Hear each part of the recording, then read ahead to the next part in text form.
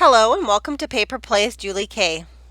Welcome everyone, and thank you so much for stopping by to check out my latest video. And today I have a project share. It is another altered composition notebook. I do love creating these notebooks, and this particular notebook my sister commissioned me to make for one of her friends' daughters who really loves animals and nature.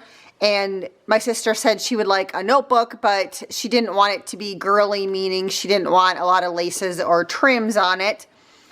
And so this is what I created, and I really love how it turned out.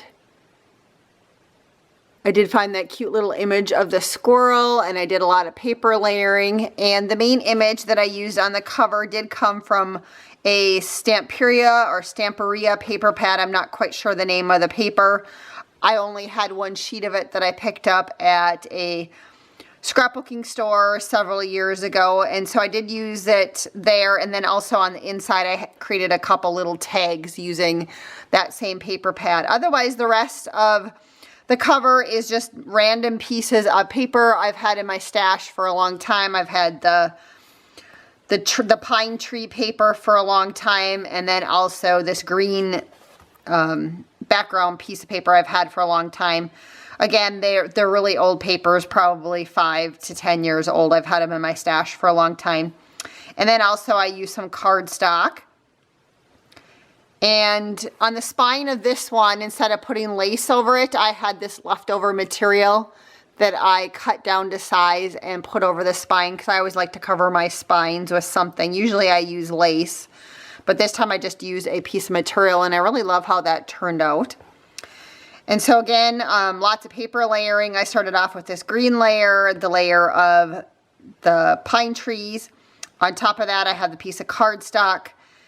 And then I have a die cut, and I believe that's from Spellbinders. And then I layered on the cute little squirrel image. And then to kind of finish it off, I had this fun little trim that I had picked up at a thrift store. But I have seen something similar at Hobby Lobby, so if you're looking for something like that, check out Hobby Lobby. And then on top of that, I had some little green flat back pearls I added. I also added this little sentiment. It's Harmony, and it was a sticker that I had picked up a long time ago. Our local scrapbooking store has a rummage sale every year that people can purchase a table to sell stuff on, and this was part of a sticker collection, but I did glue it on so that it would stick nice. And then down here I had this cute little metal butterfly embellishment that I added, and then I had a little piece of like velvet trim that I put some rickrack trim over it. And then again, I talked about the material over the spine, and then I also added this braid trim right here just to kind of finish off the look. And the back side I did leave plain, other than I stuck a little butterfly die cut that I had that I got in some Happy Mail. And I don't think I put my name on here. I probably will sign my name on the back of this one. And then I'll show you guys the inside real quick. Again, I do like to cover my inside covers. So this is the back side. I just used that pine tree paper. Same with this side. Other than this side, I did take a scrap that was left over from when I covered this, and I created a little pocket. The cute little hedgehog is part of that Stamperia paper pad. This little sentiment, life isn't a matter of milestones but moments, that was from, I'm not quite sure, some sort of random like die cut set that I had left over.